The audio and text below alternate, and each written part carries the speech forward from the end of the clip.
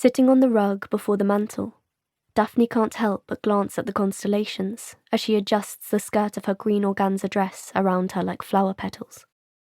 Babies born beneath the thorned rose are known to be beautiful.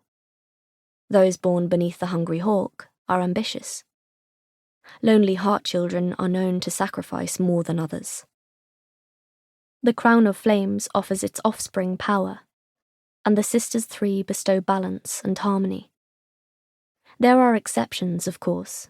Daphne knows of plenty of people born beneath the thorned rose who did not grow up beautiful, and many born beneath the crown of flames who became chimney sweeps and cabbage farmers. But still, more people believe in the omens of the stars than don't. Even Daphne, logical as she is about most things, takes the daily horoscopes laid out with her breakfast to heart. Her eyes keep drifting to the mantel as she struggles to open the stolen bottle of champagne with her glass nail file. After some digging, the stopper comes loose with a loud pop that makes her shriek in surprise, the cork careening into the air and hitting the chandelier above, making the crystals chime together. The champagne bubbles over onto her dress and the rug, cold and wet. "Careful!" Sophronia cries out, hurrying to the adjoining powder room for towels. Beatriz snorts, holding 3 delicate crystal glasses to the mouth of the bottle, letting Daphne fill them up almost to the brim. "All what?" she calls after Sophronia. "It isn't as if we're going to be here long enough to get in trouble for ruining a rug." Sophronia returns, towel in hand, and begins mopping up the spilled champagne anyway, her brow furrowed. Seeing her expression, Beatriz softens. "Sorry, Sophie," she says, before taking a sip from one of the glasses and passing the others to her sisters. "I didn't mean—" She trails off, unsure of what, exactly, she did mean.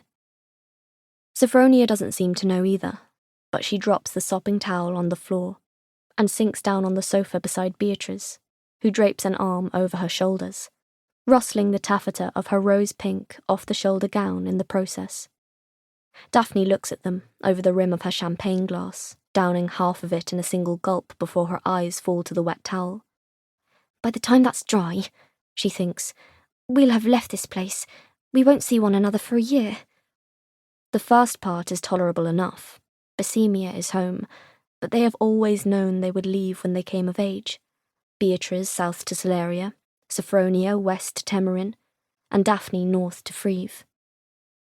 They've been preparing for their duties for as long as Daphne can remember, to marry the princes they've been betrothed to, and drive their countries to war against one another, allowing their mother to sweep in and pick up the shattered pieces and add them to her domain like new jewels for her crown. But that's all for the future. Daphne pushes her mother's plots aside and focuses on her sisters.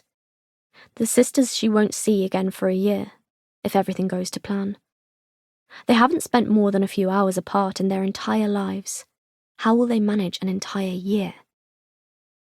Beatriz must see Daphne's smile wobble, because she gives a dramatic roll of her eyes, her own tell for when she's trying not to show her emotions. "Come on," Beatriz says, her voice cracking slightly as she pats the sofa on her other side. Daphne stands up from the rug for an instant before falling onto the sofa beside Beatriz gracelessly, letting her head drop onto Beatriz's bare shoulder. Beatriz's strapless sky blue gown looks terribly uncomfortable, its corseted bodice digging into her skin and leaving behind red indents that peek over the top, but Beatriz doesn't appear to feel it.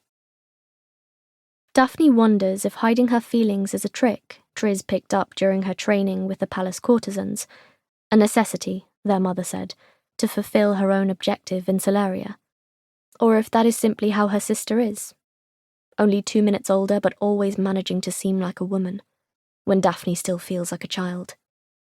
"Are you worried?" Sophronia asks, taking the daintiest of sips from her glass. Despite the fact that they are triplets, Sophronia has a lower tolerance for alcohol than her sisters.